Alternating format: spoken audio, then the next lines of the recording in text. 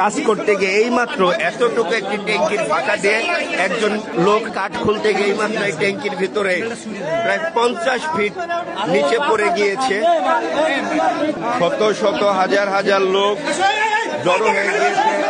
এইমাত্র fire service এসেছে।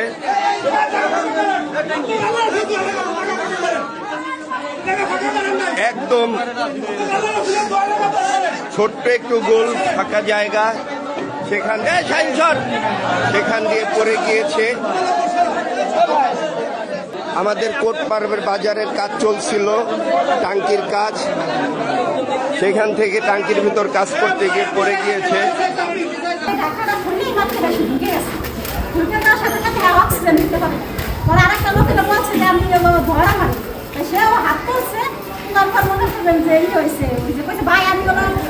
নিঃশ্বাস নিতে পারেন না, মাসুম ভাই নিচে পড়ে গেছে, ওরা ধরে আর একটা লোক নামছে, সেও ফিল্টারিং করা আছে, কাঠ খোলার জন্য নামছিল ভিতরে।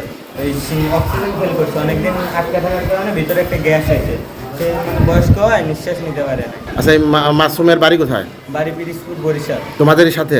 আমাদের সাথে একসাথে কাজ করি, আমাদের বাসা বাইরে, আমরা একই মেসে থাকি, একসাথে থাকি। নবনির্মিত একটি ভবনের সেফটি ট্যাঙ্কিতে একজন লোক পরিষ্কার করার জন্য নেমে সে আর উঠতে পারছে না, ভিতরে সেন্সলেস অবস্থায় আছে।